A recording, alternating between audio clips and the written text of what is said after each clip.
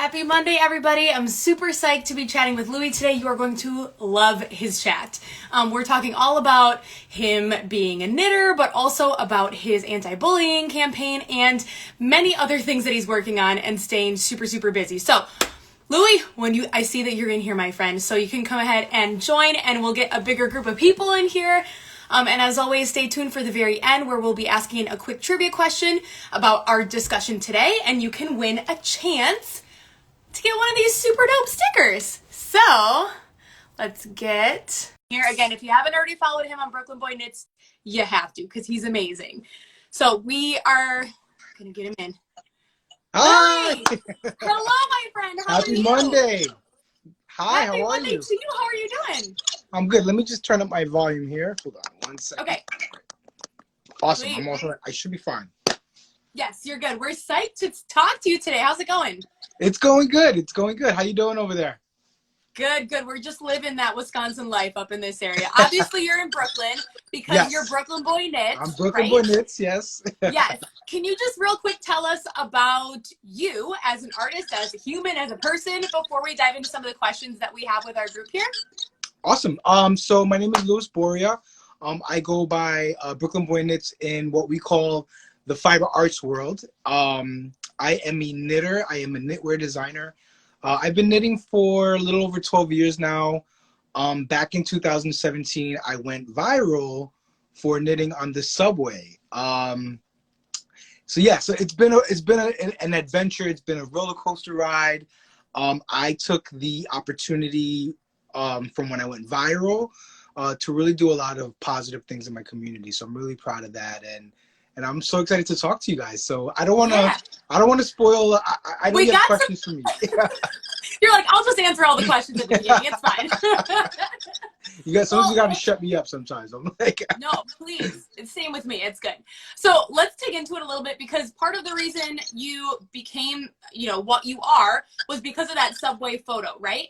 But a lot of that subway photo was also about your hesitation to knit in public, and you spoke about that in your TED Talk or your TEDx talk, and that was, I believe, titled "Making the Most of Your Moment." Yes. And kind of discussing why it's okay to push those gender barriers, those stereotypes, that it's not all old ladies that knit, right? Right. Exactly. Can you tell us just a little bit about your TED Talk and how you first started your adventure in knitting? Yeah. So like you said, the TED Talk came from my early roots of when I started to knit. So it all started, like I said, a little over 12 years ago, literally from a dream that I had of me knitting. Ooh. Yes. So I know it sounds cliche, but it truly was. I woke up one morning where I had this vivid dream of me knitting, and all I saw in my dream was my hands and the yarn and the needles, and you ever have that dream where you wake up and you're like, did that just happen, or was is that real? Right, exactly. And so so that's what that dream felt like for me. It's like I woke up and I was like, I literally felt like I thought I knew how to knit. Like, it was just the weirdest thing. I was like, you learned in your dream, and it was right? like in my dream, I was going with it, and I felt so confident in my dream as I'm knitting. And so I'm getting ready for work that day, and I'm like brushing my teeth, and I'm like, wow, this seems so real. So maybe I should dive into this. Maybe this is a sign. And so long story short, that same day, I go to Michael's arts and crafts store, and I buy yarn, I buy needles, I come home, and I hop onto YouTube, and I taught myself how to knit, and I instantly picked it up. It was like, as in the dream, I knew what I was doing. It was just like, I saw it once on a video, and I was like, okay, I could do that. And I'm like, and I'm fast forwarding through the videos, and it was great. So in my early journey of my knitting, I was very uncomfortable with knitting in public, or even telling people that I knit. Sure. I'm Latino, and so in Latino cultures, it's frowned upon. It's kind of like guys are supposed to go play sports and girls are supposed to do things at home, and like it's very machisto, as they say, right? And so I grew up hearing this, and it's just the cultural thing. I'm not saying it's okay. I'm not saying it's okay, but this is how it is for most Latinos. And so I grew up, seeing my grandmother's crochet and and we didn't dive into knitting because it's more crochet on the Caribbean side. So like you see more of that. Oh, okay. So I saw my grandmother teaching me, like, you know, seeing her, you know, and I was always intrigued by it. And I remember one time when I was about 14 years old, my grandmother did pull me aside and said, you know what, I wanna teach you how to crochet. Come. And so just to indulge her, I said fine. And so like that afternoon, she taught me how to crochet. I knew the very basics of crochet, and that was it. It was a one-shot deal. But I was never really into it, right? Until I had this dream later on in life. And so with that said, I was very uncomfortable with knitting in public, and I live in New York City, and so for me to get from where I live in Brooklyn to my job at the hospital, it's about an hour and 15 minutes each way. So I always carry my project in my bag because I would knit at work during my lunch hour. Yep. So I'd hide myself into the conference room and I just knit away, and so I would look forward to like knitting for that 1 hour. But I remember it was one particular day the train got stuck, and I was like, and I'm so frustrated because I'm like, I want to go into my bag and pull my project out. You know, people are reading a book, they're playing games on their phone, and I'm like, I'm not one to play games on my phone, so I'm like, I had nothing going on. Yeah. And I'm just looking down at my bag, and I'm like, you know what? Forget this. So I pull my bag out, and I'm like breaking a sweat. I'm like, people are gonna laugh at me. They're gonna think, oh, this guy's strange. You know, look at him. Look at this grandma, because you know we think of knitting and we think of older women. So I pull out my bag and I'm just knitting. And what I always tell people is that one of the benefits about knitting is that it puts you like in this trance, right? It's so relaxing. It's so therapeutic. So I'm knitting, and what I realized is that I forgot that I was knitting in the train. Oh, like, it became so meditative. Right. And so I know that from experience, but it was the first time that I was knitting in public, right? It was the first time that I'm knitting in public. And, you know, when I'm at home and I'm knitting in the comfort of my own home, it becomes therapeutic, and you forget your surroundings, and you forget to see television on. Sometimes I'm cooking and I'm like, oh, I'm cooking. Let me go. Yep. So I forgot that I was in the train, and then I came to, and I was like, oh. And when I looked up, people were looking at me, but not for the reasons that I thought they were looking at me. It was more like an intrigue. People were smiling at me. And then I had a woman come up to me and says, it's so nice to see a guy knitting. And that's when I realized that I had placed myself in this bubble and this world that I created about what others were going to think about me. And that was the day that I broke free from those chains, and I said, no more. I'm not going to do this to myself anymore. And so it was a liberating moment for me. And I know it sounds silly, but it really was. It's not silly. It really was a liberating moment for me, because it was at that point, that moment back in, I want to say 2013, because I started in 2011, so 2 years where I'm going through this, right? And I was liberated, and I said, okay, no more. And so I would knit everywhere I go, whether I'm at the beach on a boardwalk, I'd pull out my project and I'd start knitting on the boardwalk on a bench. Like, I live next to Coney Island. So like, I'm like 2 train stops away from Coney Island. So it's like in the summertime, I head over there and I just sit in front of the beach and I just knit. And so that was that. And so that's where, you know, I took that moment, and that moment was what was my message, right? And it was what I stand by. So that's where breaking down gender walls became a big part of my life, because I wasted 2 years of my life and countless of hours that I could have been knitting on a train, because I was so afraid. I was so afraid of what everybody was going to think about me. And I realized how silly that thought was, or that concept was. And I said, no more. And so like now I spread that message to others, and especially to other guys and to the younger generation.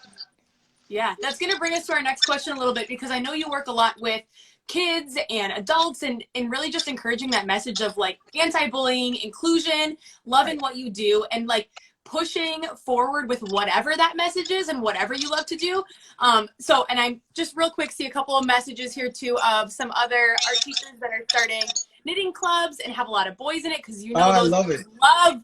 love using fiber arts. I noticed that in my class too. And then also seeing of course, Daisy the Wonder Dog. Go ahead and follow Brooklyn Boy Knits. And after this chat, I'll be linking a bunch of stuff from his website. He's got amazing YouTube videos, some really great features, as well as some that you can show to your students to inspire them with a real life, amazing male Puerto Rican knitter, right? Yes. To kind of share his story. So that's part of what we'll be sharing. But let's talk a little bit about how you continued that breaking down of gender norms and Right. push into like classrooms with your anti-bullying and inclusion work. Can you tell us, like, I know it's probably weird because of COVID, but can you tell us when you were able to visit schools, what kind of things and messages you shared with students? Yes. So that all started when I went viral. So back in 2017, the way I went viral was that famous singer actress by the name of Frenchie Davis, who was also on American Idol, was sitting in front of me back in November of 2017. I get on the train, and the first thing that I do when I get on the train is like, I look for the first empty seat, I sit down, I open my bag, and I pull out my project. And that's just every single day till this day. Yes. So this one particular day, Frenchie Davis was sitting in front of me, and I know who she is, but because I was so wrapped up into my knitting, and this is what happens every single time, I forget my surroundings. I forget who's sitting. Right. I don't even look around. I don't care who's in front of me, right? So I'm knitting. The next morning, I get a message from a really good friend of mine by the name of Jason Hood, and he's sending me a message. He's like, dude, you're like all over social media right now. I'm like, what are you talking about? He's like, there's this photo circulating of you knitting on the train. And I'm like, what? He's like, yeah. So he sends me a screenshot because he follows Frenchie Davis on social media. And he was like, you know who Frenchie Davis is? I'm like, of course I know who she is. He's like, well, she's the one that took your picture. I was like, what?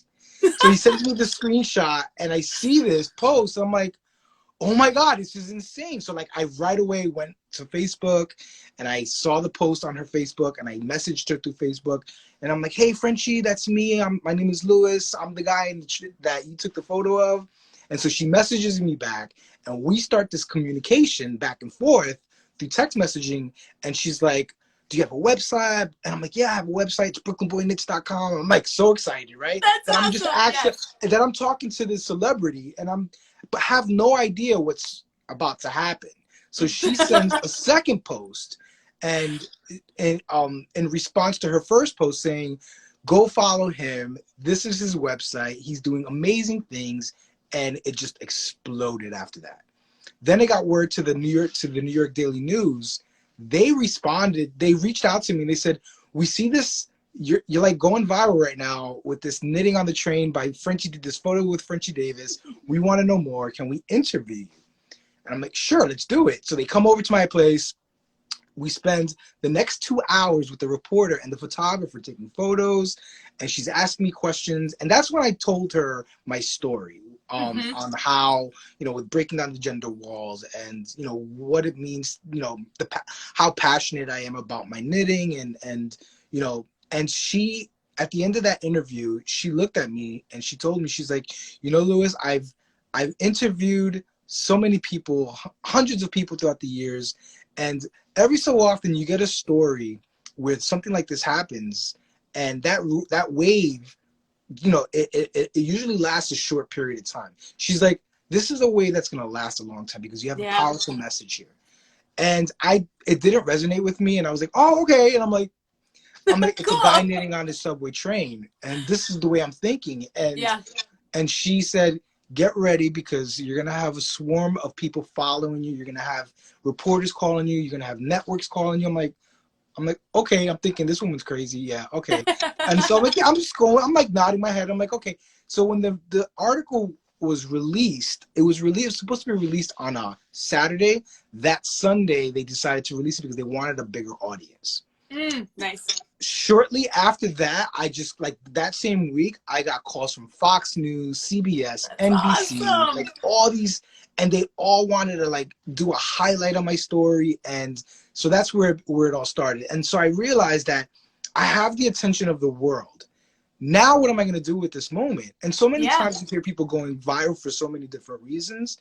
And it just kind of like, they don't do anything positive with that. It's just like, oh, look at me, I did this. And you know, I said this, or, and now I'm famous, right? But I, Right, sure. I wasn't looking at it as an opportunity of fame. I was looking at it as an opportunity to do something real, something positive. And that's when I realized that I was getting the attention of the younger folks, and especially younger boys who were struggling with that identity of not knowing where to go and what to do. So I realized that, you know what, maybe that's where I need to focus, put my attention to.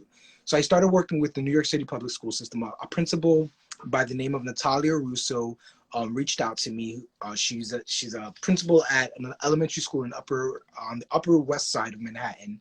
And she says, I saw your story and it's really inspiring, and we'd love for you to come to our school and talk about your story and maybe even give a demonstration. Long story short, I rounded up about 25 to 30 volunteers to help me teach an entire elementary school how to knit. So I go in that day. It was amazing. It was the most amazing experience. And we called that day Yarnimentary. So we gave it the cool name Yarnimentary because we were doing stuff with yarn, and we were introducing the children to the fiber arts with a story. And so I get on stage and I tell the kids, you know, what happened to me, and I do a little video, and it was so wonderful. It was so well received that the boys picked up on it so much faster and were so much more intrigued about it because, you know, I give them samples of, look at what you can make. And so like I would show them a sample of gosh, what's that? It's a game that they're all crazy about. Minecraft? Yeah, Minecraft. There you go. Yes. So one of my friends designed a hat and a scarf from Minecraft, and I brought it with me. And when I showed the kids this, they were like, "That's so cool! You can actually make hats and scarves out of this." And I'm like, "Yeah, you can do anything." So like, it just turned into this thing where it was like it just organically started growing. So my brand, Brooklyn Boy Knits, which started off as a website, has now become this outreach, and it was just to see this grow into the way that it did. It was amazing, you know. And so much of that has to do with you, right? Because backing up to when you're talking about what that endeavor was like, you could have stopped at like, yo, Frenchie Davis, you know, tagged me or whatever. That's cool, and then stopped there. Right. But you didn't, right? You're pushing a little further, and there's even more things we're going to talk about that are positive experiences that are going to be happening in the future for you and have already happened. So I'm excited to chat about those too. But that experience with the elementary school sounds amazing and admittedly a little bit crazy. Like, did they all have their own skein of yarn? Like, how did you do it? So the way we did it, mind you, it was about 400 students, the entire school. So I said, how are we going to do this the proper way? So we had a plan, right? Like, so me and my 25 to 30 volunteers, we got together and we did 2 sessions, I believe, and we had one knit instructor for every 8 kids. So we had like all these little circles in the gymnasium. We did this out of the gym in that school, and so like we had 8 kids. We had one instructor in the middle of the circle, and we had yarn, which was donated by a yarn company. They gave us all the needles, all the yarn. So like we didn't have to pay for anything. That's amazing. The school didn't have to pay for anything. It was sponsored by Lion Brand Yarn Company, which was the yarn company that helped us out. And we just, I mean, it was wonderful. And just to at one point, during the whole event, I kind of took a step back, and you know, I get chills talking about it. But it was kind of like, look at what's happening right now. Yeah, that's amazing. Look at what's happening. And you know what, and I never take for granted what happened to me going viral, and that was great. But my biggest takeaway is the children, and being able to shed a light and to give a message to them that, you know, you can do whatever you want. Forget about what anybody else says. If you're passionate about something, whether you dance, whether you sing, whether you knit, whether you play basketball, and if you're a boy or a girl, it doesn't matter. Like at the end of the day, as long as you're passionate about it and this is what you love and you're not hurting anybody, that's it. You know, Completely. and that's always been my message to children and even adults, like, you know, Yeah. and so like that's always been my approach, and just, you know, and if something doesn't work out, and if it doesn't work out for you, then you move on to the next thing. You Yeah. know what? Until you find what you're good at. And so like I go around to different schools, you know, pre-COVID, and I was going to Connecticut, and I was doing Pennsylvania, and like all the local states, and just traveling, and you know, then I connected with Lion Brand, which now started this huge campaign, this anti-bully campaign called Hat Not Hate. And that's where, you know, I was at the very beginning of the campaign. And Shira Blumenthal, who started this campaign, she said, Lewis, I'd love for you to join me. And you know, she's like, I don't know where this is gonna go. I don't, you know, I do have a goal. I have a vision of having all these hats and giving out all these blue hats for the month of October. And it turned into like, now they're into their third, fourth year, and it's like, it's global. And it's grown, and it's such a big campaign because, you know, come October, what we did was like we would just go to various schools and just hand out blue hats to all the kids, tell them why they're receiving these blue hats, and by receiving that blue hat, you're taking a stand and saying, you know what, I don't stand. I'm against bullying, and if I see it, I'm going to report it. Whether you tell your teacher, whether you tell your parents, you know, it's your responsibility by wearing that hat that you have to stand up for the person, whether you're the one being bullied or whether you see somebody being bullied. And so, like, when we would go to school and we would hold these assemblies, I always threw the question up: how many people here have been bullied? And then you see the hands go up. How many people are the bully? And nobody raises their hand, right? Right. And then I always say, how many people have seen somebody being bullied? Everybody's hand goes up. Right. And so I take a moment, and that's when I say, everybody in this room has a responsibility. And whether or not you're the one being bullied, whether you are the bully, or whether you've seen somebody being bullied, it affects you. So you are part of the problem. Yeah. And so like, it's like mind blown, and all these kids are now like, it's like, like I'm part of the problem. Like, so what you do is like, now that you've set that ground, you tell them, so now what are you going to do when you see somebody being bullied? Or what if you're being bullied? I go, it's not okay. And so like, you know, you have now, it's like, to get a child's attention within the first you got 5 minutes. That's my 5-minute rule. I always call it my 5-minute rule. And if you don't get their attention with it, you're lost. That's it. Yes. They're lost. They don't care. You lost them.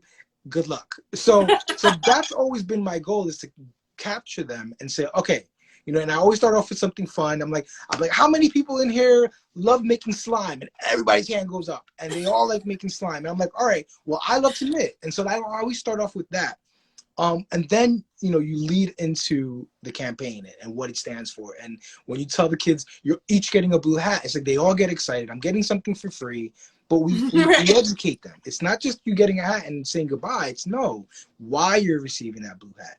So I'm really proud to have worked with the campaign. The campaign is still running. The way it works is that if you're a knitter or if you're a crocheter, we ask that you make blue hats.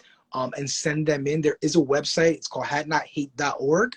So if you guys want to know more information, and even if you don't knit or crochet, you can still support the campaign by spreading the word, by even donations. I know it's all on the website, and everybody can participate. It's a great way to really get involved, especially for something as in bullying. I mean, it affects everybody. I know I got bullied when I was a young kid. You know, I had my own story about it, and so like there was an attachment to that. So it's a great campaign, and that's how I got involved. And so from there, doors just started opening. And it's been great. The amount of things that you've done are endless already. Which, by the way, can you hear me okay? I feel like my voice is resonating. Okay. But I wanted to share, too, just that the fact that you're modeling the best way, like showing these kids, hey, I've had insecurities, too, and this is what it looks like, and this is what it feels like. Right. But then pushing through that, there's so many things that we model in education, but it's important to model those character traits, too, and show them, I'm also nervous. I was scared. What did I do? Or like if you see something, you know what I mean? And kind of having those real life examples to show them, I think is really important. So I think that is an excellent kind of full circle thing a little bit, Louis, right? Like you start at the beginning feeling like you're maybe the person that you are, and then coming back and all of a sudden like now you're the one saying and spreading these messages of love and anti-bullying in schools, which is an amazing tie-in to art education a little bit. So I wanted to also talk about some of the other fun projects that you've done.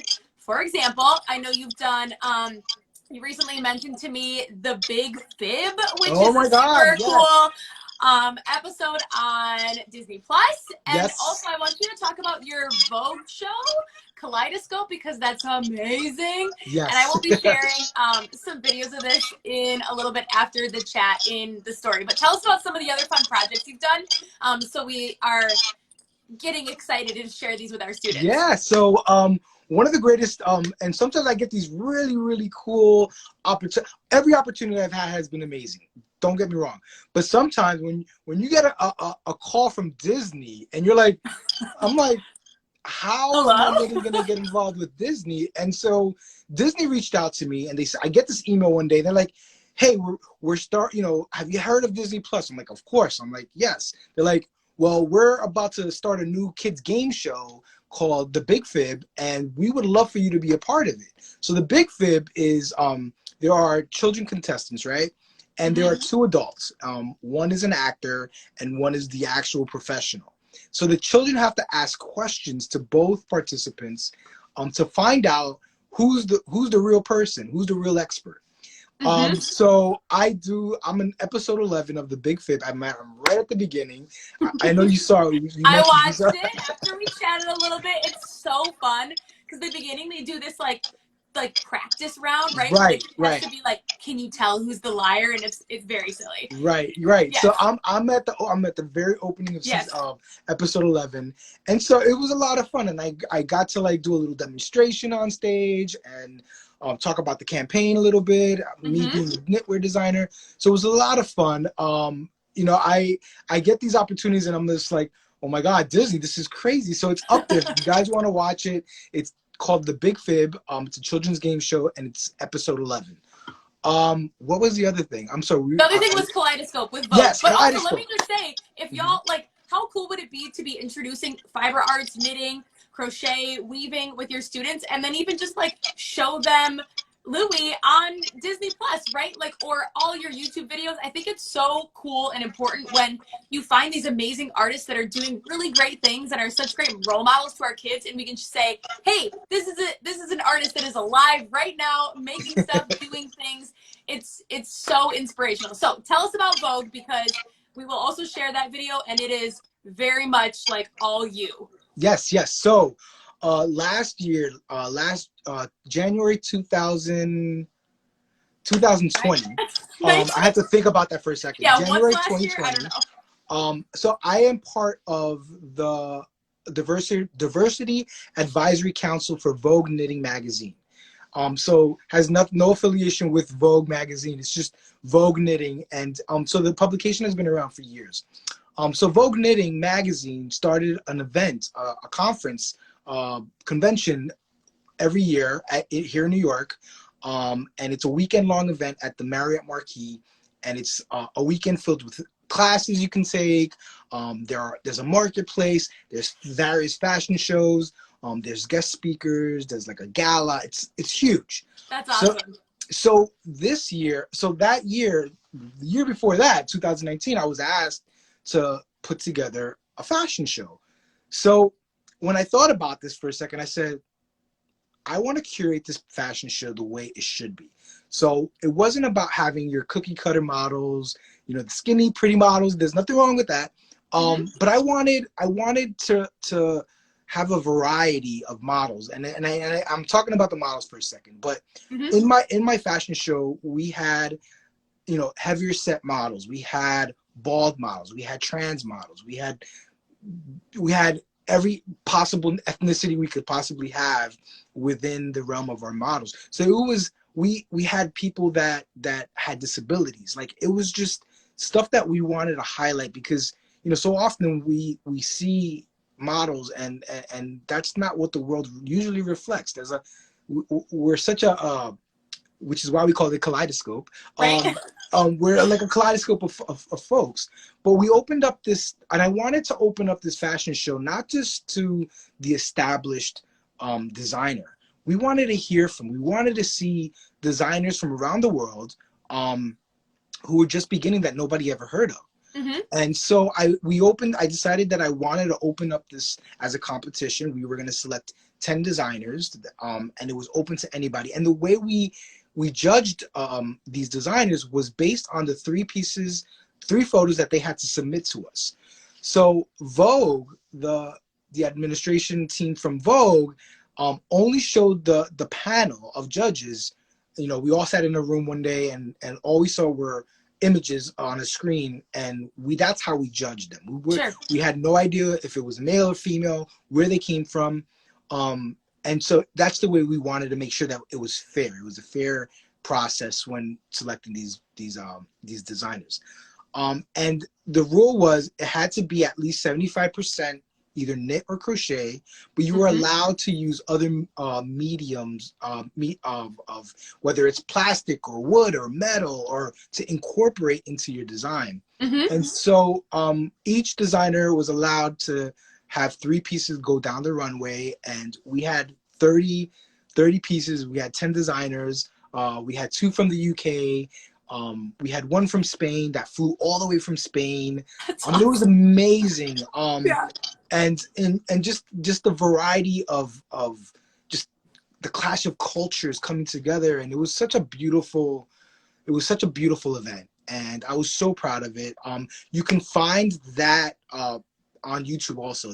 So I'm gonna turn my camera around a little, because I actually happen to have one of the dresses that I designed in my room. So I'm gonna turn that around. I don't know if you could see that.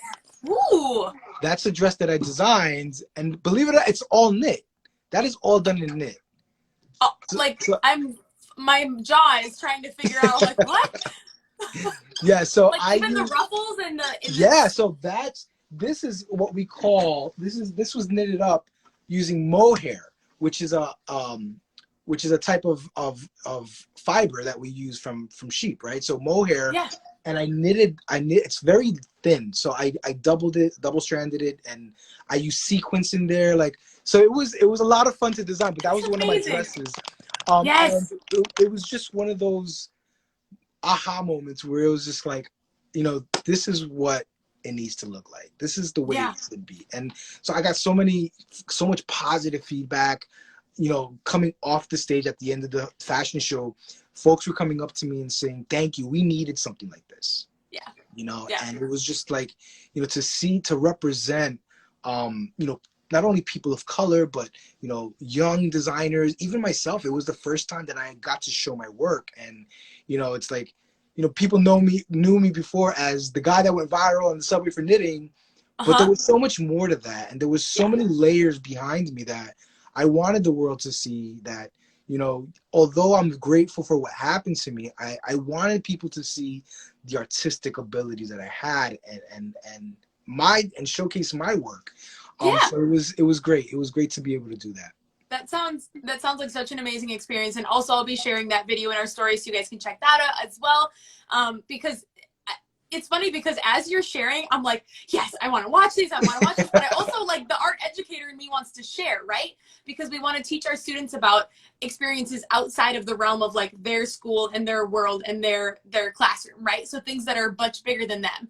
And I'm picturing, too, introducing you as an inspirational artist, showing them different videos. And it's multiple levels. The first is that art is not just painting or two-dimensional work, but something you can wear, right? Which they always forget, like, this was designed. Your shirt was designed. Like, everything has an element of design to it in some way. Right. And our kiddos forget that there's way more ways to be an artist than just, like a fine arts painter or something, right? But then also, Louis, hearing you talk about that fashion show and how awesome that was, like, y'all, picture doing a fashion show with your kids, like with your students. Oh my God, I was just thinking of that. So, like, how cool. So it's so funny because, we teach kids, taking something that just looks plain and Yeah. turning it into something completely different. So one of the schools that I taught at one time, I had a young little boy who made like a little swatch of it was this big,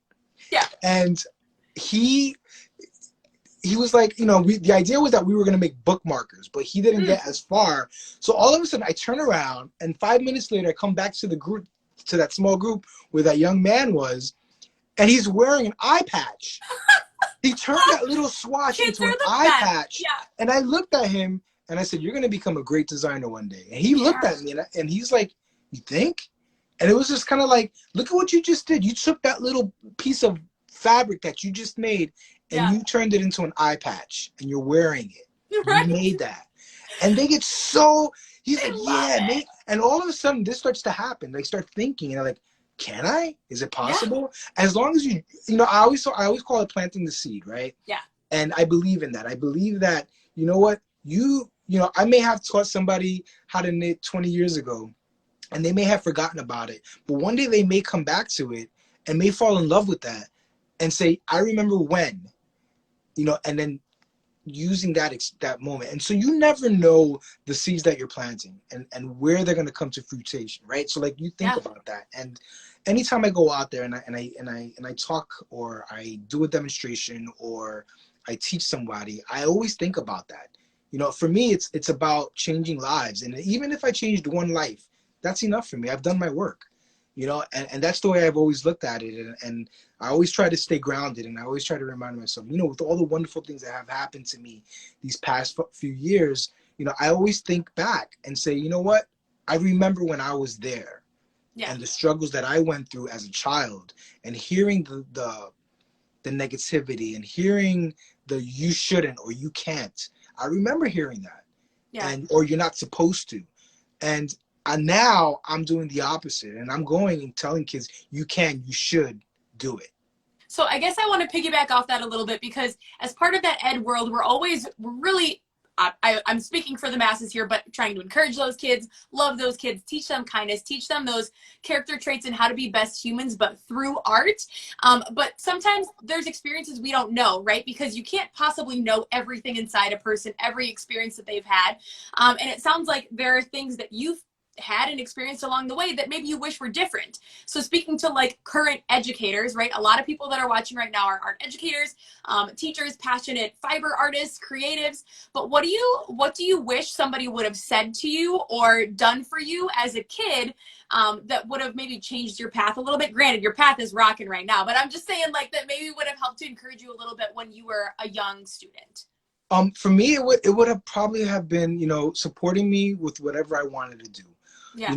I've tried, when I was a kid, I tried everything. I tried singing, I tried acting, which kind of later on led to me acting later on as an adult a little bit.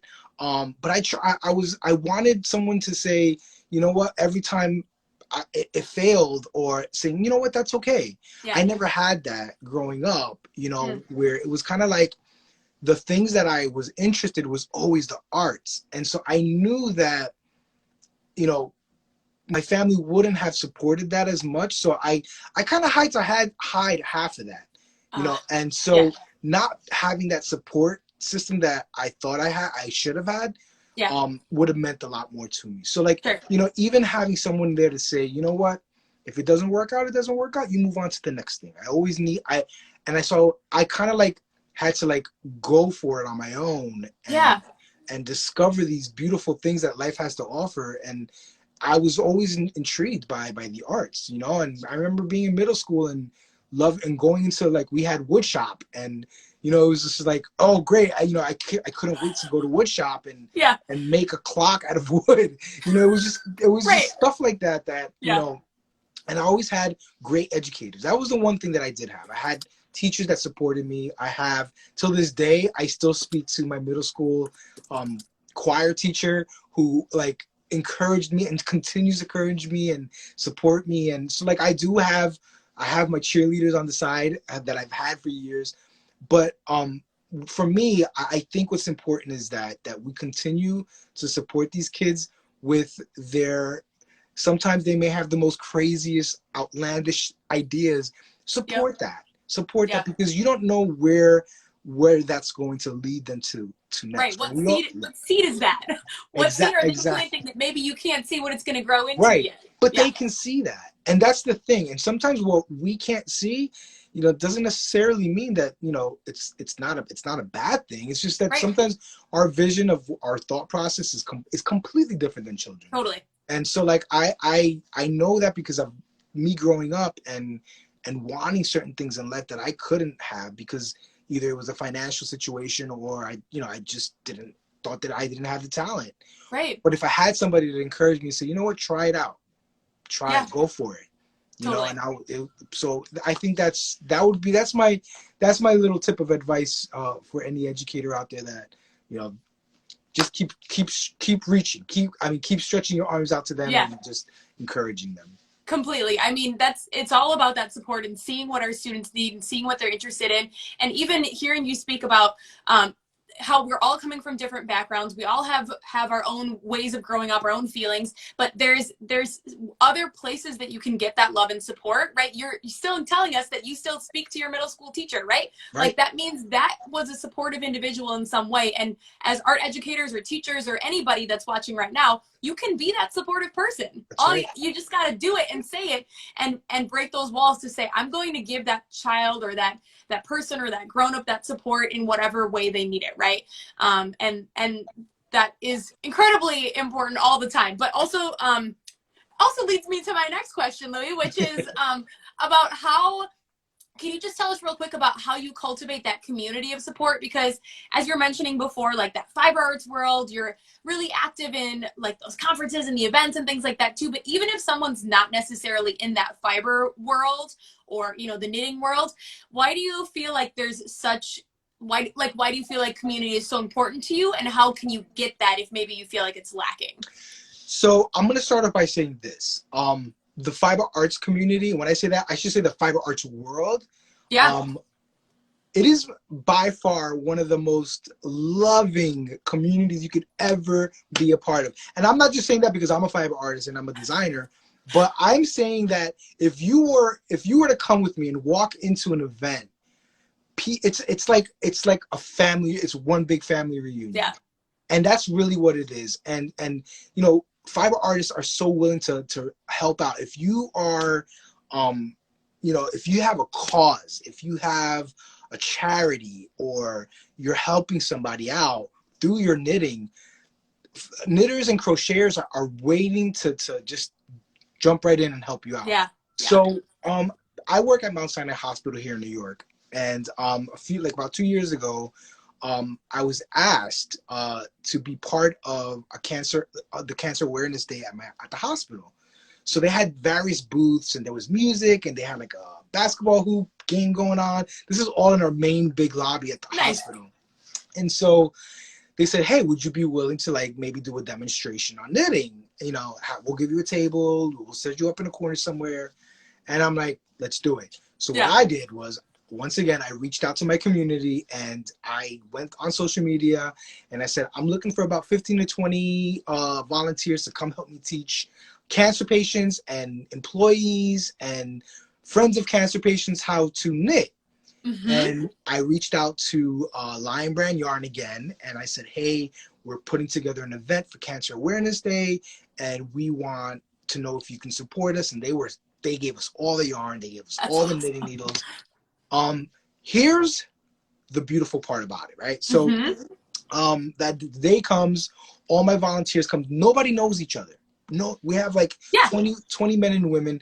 We're all coming together. For the most part, nobody knew each other.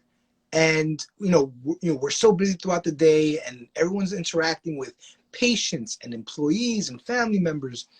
And then at one point, again, I step back. I always take a step back out of the circle and to see what's happening. And here, now the event's done, and all my volunteers came together at the very end and are hugging each other and sharing their numbers. And I'm like, and I got emotional. I'm that guy, right? And I got emotional, and I was just like, wow, Louis, like, look at what's happening. You're creating connections. You're creating this community within a community, you know, and to see that come to flourish, and to see these people that never knew each other now they're hugging each other, and there's like, give me your number, let's go out for coffee sometime. And that spoke volume to me. And Totally. it just made me hungry for more of that, and I wanted that. And I, you know, so any opportunity that I see that, or opportunity that where I can get people connected and I can get people together for a greater cause, it's so rewarding. It's not even about, you know, money or any of that. For me, it's always been about the people. It's always been about the connections, and seeing that come to life and unfold in such a beautiful way is what it's really about for me. You know, anything that I do, you know, and I say, if it's about me, then I don't want it. You know what I mean? It's got to be about them. And, right. And you know, as long as you keep that, you know, as your focus, you're good. You're good. Ooh, that is simple yet very very deep, right? Because it can feel a little bit about you, but then it also the greater purpose, right? The greater story is inevitably about your students, about your connections, about your community. And I think that's really beautiful, Louis. So thank you for sharing that with us. So I just want to ask, yeah. Mr. Crespo, yes, he's saying I have to learn how to knit just to be part of the awesome global community. So Mr. Crespo, just so you know, Facebook has they just started a wonderful group for beginners. So anybody that is watching right now, and if this has inspired you to want to learn how to knit, YouTube was where I started. I taught myself the YouTube. There are wonderful, wonderful videos out there on learning how to knit. I'm trying to think of the name of the woman that creates these beautiful, well thought out videos. Pretty Pink Knits, I think it's called Pink Knits. You can always message me later if you want. Yeah, I'll look for that for you. But I encourage you guys, you know, there's a community on Facebook for beginners. Look it up. It's called Knitting for Beginners. It's a brand new group that started. It's gaining traction. I just did a Facebook commercial for that group, so that's coming out soon. Yeah, so it's really, really exciting. Very pink, yes, very pink knits. Thank you, Susan. There you go. Very pink knits. That's pink knits. That's it.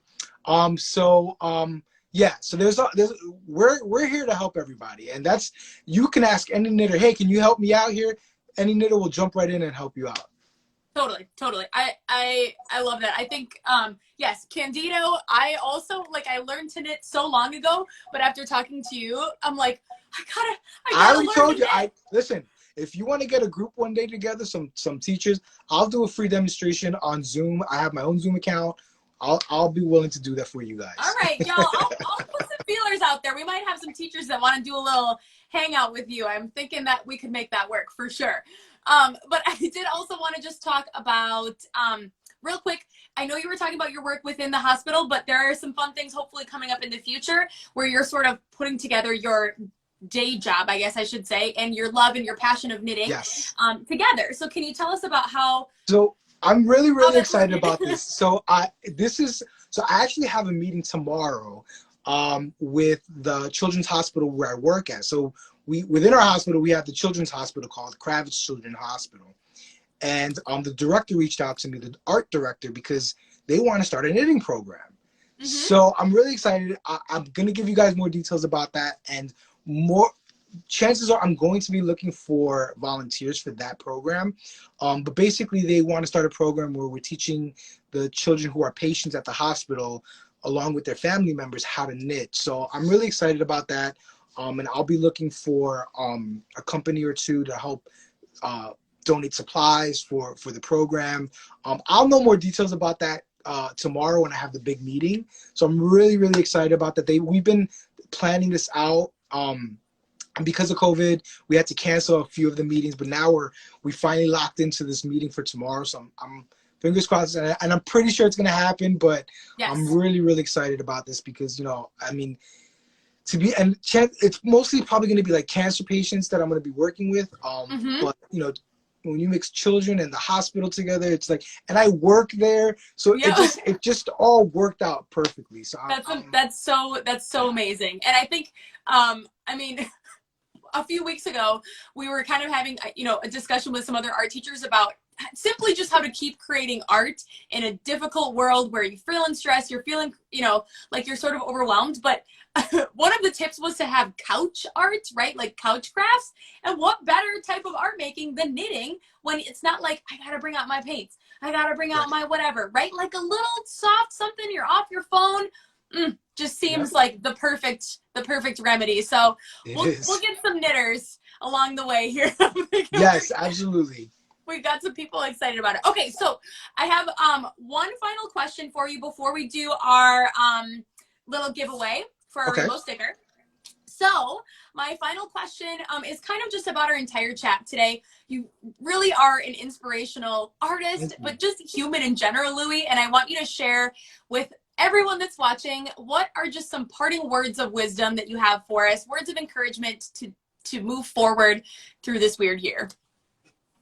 Take a moment for yourself. You know, one of the things that I personally learned to do this year was, you know, we're still in the middle of a pandemic, and you know, we're all pivoting, right? And I want you all to know that, you know, there is such a thing as mental health, right? And making sure that we protect our minds. We're all struggling. We're all in this together.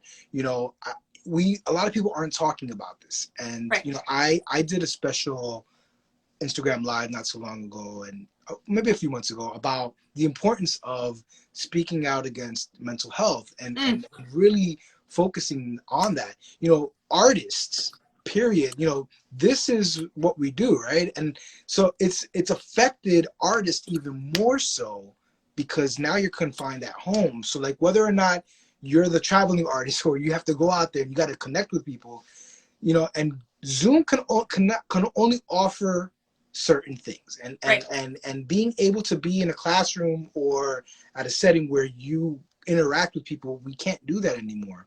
And so it's affecting a lot of us in so many different ways, and I just want you guys to know that you're not alone. You know, we're all in this together. Just take a moment to find some peace within yourself, whether that means going out for a walk or, you know, going for a bike ride. You know, that's really big for me, you know. And you know, I got sick with COVID back in March, and it affected me. It made me, but one of the things that it made me do was appreciate life even more. And, you know, having those connections is so important. So call your friend that you haven't spoken to in a long time. Reach out to them. Say, hey, how are you doing? It takes 2 minutes to pick up a phone. A call, and just to call somebody and say, how are you doing? It's that simple.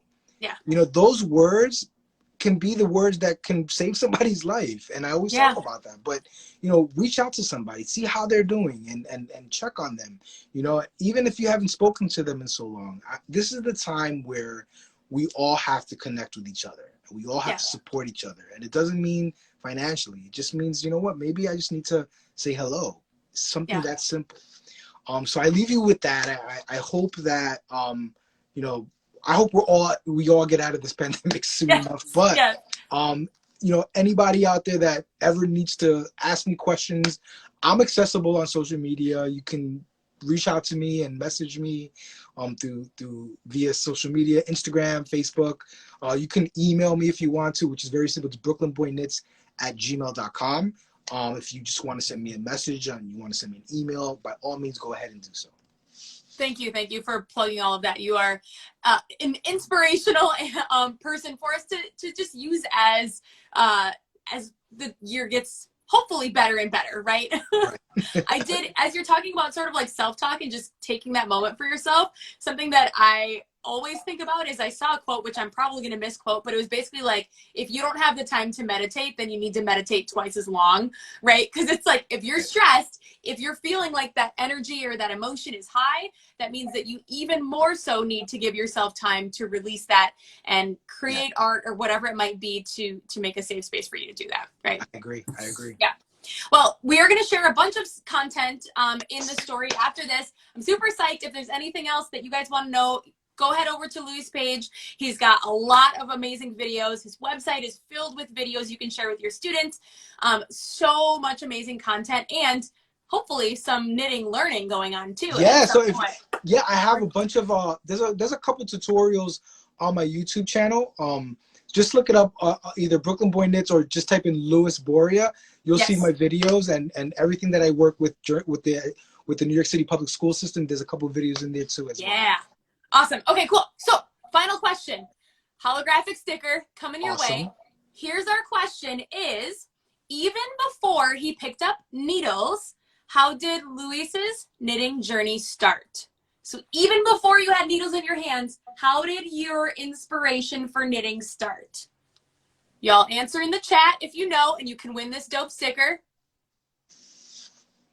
This is the suspense, Luis. Is that I did mention this. Yep. Like, maybe it's too hard. Even before he started knitting. Oh, close. Very close. We're talking about. Maybe this was a confusing question. That was. We can go with that too. We could go with the grandma. We could go with the grandma because she was the first one that really, yeah, that is. Somebody just said it. He had a dream. You know what? I'm gonna send one to both of y'all. All right. So I'm gonna send it to Black Diamond Fiber Arts. And let's see, make sure I got my Black Diamond Fiber Arts. And my first grandma comment that I saw was Myco Berms. Congratulations! Yay! Thanks, y'all, for watching live. Super appreciate it. Okay, so I'll message those two individuals, just making sure I got my name sound right. And y'all check out the story in the Art of Ed story after this, just for any further links about Louis and his work and all the amazing things he's doing for kiddos and humans around the world. So thank you so much for chatting with us. Thank you so much, Sarah. It was so much fun. Yes! You're the best. Bye, guys. Take care, everyone.